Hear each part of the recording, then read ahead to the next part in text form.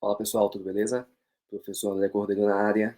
E essa semana vamos tratar aqui de um assunto que é a posição prona.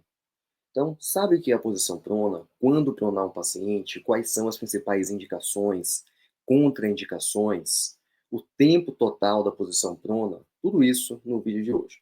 Então, se você se interessa por esse tema, não se esquece. Se inscreve aqui no canal, também deixa aí o seu like, compartilha esse conteúdo com o seu colega e ativa o sininho para receber notificação de novos vídeos aqui no canal. Então é isso, bora pro vídeo.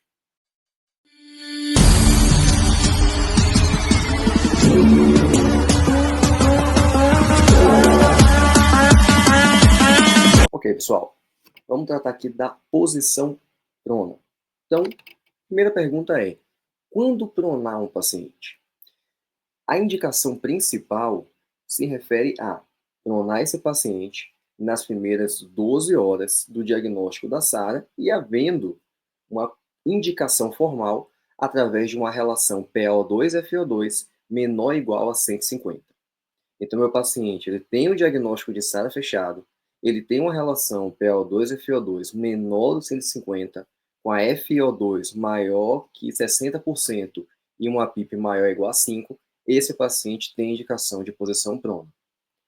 Retardar esse processo, então iniciar a posição prona depois das primeiras 12 horas, isso pode diminuir o efeito desse tipo de estratégia. Tá? Então a recomendação da nossa última orientação prática de ventilação mecânica é pronar o paciente nas primeiras 12 horas do diagnóstico. Entretanto, vimos ali as indicações. Né? Então, a principal indicação é: o paciente tem SARA, relação menor que 150, tem indicação de posição prona. Mas todo paciente pode efetivamente ser pronado? Então, existem algumas contraindicações para a realização desse procedimento, que se referem a instabilidade de coluna vertebral, cirurgia torácica recente, instabilidade torácica, síndrome compartimental, pacientes com traqueostomia recente. Aqui são algumas contraindicações, existem outras que são colocadas como contraindicações relativas. E aí, como o próprio nome já sugere, você precisa avaliar cada paciente e entender se o benefício daquele procedimento, no caso, posição prona, é superior ao risco gerado. Quais são as principais complicações e como minimizar essas complicações? Em relação à complicação, você tem, por exemplo, lesão de pele, tá? Então as lesões por pressão. Existe também o risco, né, de tracionar ali acesso, extubação durante o procedimento. Então são alguns riscos que ocorrem durante a colocação do paciente em posição prona ou a manutenção desse paciente em posição prona. Então, como minimizar esses riscos? Primeiro, alterar a rotação de cabeça, visto que uma complicação também pode ser alteração musculoesquelética, esse paciente ele pode apresentar ali um torcicolo por conta disso. Então, alterar a posição da cabeça, a rotação da cabeça. 2 horinhas para um lado, mais 2 horinhas para o outro, assim você consegue minimizar esse risco. Modificar a posição de nadador a cada 2 horas. Então, esse paciente, a cada 2 horas, você deve levantar um braço e rotacionar a cabeça para o lado oposto, enquanto o outro braço fica para baixo. Depois de 2 horas, muda esse procedimento. E assim, você leva, né, esse paciente durante todo o período que ele permanecer em posição prona. Usar travesseiro sobre tórax, pelve, cabeça, para diminuir o contato com o leito, com a maca, e diminuir o risco de lesão. Usar hidrocoloide também para diminuir o risco de lesão de pele. Usar medidas protetoras para os olhos, para evitar ressecamento e também lesão, né, direta nessa pele.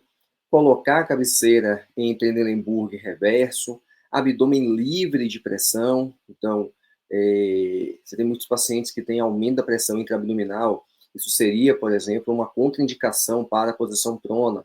Entretanto, se você consegue, né, posicionar um coxinho, um travesseiro no tórax, o outro na pelve, você deixa esse abdômen livre e, consequentemente, minimiza, né, diminui a pressão intraabdominal.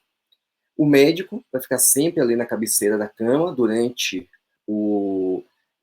da transferência, né, desse paciente para a posição prona, tomando cuidado exatamente com o tubo, com o acesso, para evitar essa tração e diminuir o risco, né, de perder acesso, reduzir o risco de extubação. Pré-oxigenar esse paciente, porque durante o procedimento ele já é um paciente hipoxêmico, né? Então, durante o procedimento, ele pode piorar essa hipoxemia, então você suplementa esse paciente com oxigênio.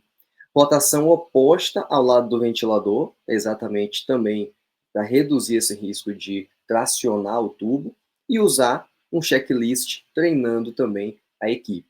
Então, esses fatores contribuem para minimizar os riscos que existem durante e com a manutenção do paciente em posição prona. Qual a duração? Quanto tempo manter o paciente em posição prona? De 16 a 20 horas. Então, você deve manter esse paciente, pronei o paciente, coloquei ele em decúbito ventral, manter esse paciente por no mínimo 16 horas, no máximo 20 horas. Sim, existem serviços e também alguns trabalhos que falam sobre a manutenção do paciente em posição prona por um tempo maior, 24 horas, 36 horas, 48 horas, mas a última orientação prática informa que não existem ainda trabalhos robustos o suficiente que recomendem esse tipo de duração da posição prona. Então, hoje, o que temos é de 16 a 20 horas. Como saber se esse paciente está respondendo à posição prona? Se essa relação PO2-FO2 ela melhora 20% na primeira hora de posição prona. Pronei o paciente, ele estava com a relação de 100. Pronei o paciente. Na primeira hora, aquela relação que era de 100 subiu e está ali no mínimo em 120. Então, esse paciente ele está respondendo à posição prona. Também, a queda do CO2 é um outro marcador para mostrar a efetividade da posição prona. Devo pronar o paciente novamente? Então, o cenário é o seguinte: deixei o paciente lá 20 horas pronado. Voltei para o supino. A pergunta é: esse paciente voltará a ser pronado? A resposta é sim, se a relação PO2-FO2 continuar menor do que 150 com esse paciente em supino. Se pronei o paciente, deixei 20 horas, retornei para supino, depois de um tempo pedi um agaso, essa relação está maior do que 150, esse paciente ele não tem mais indicação de ser pronado.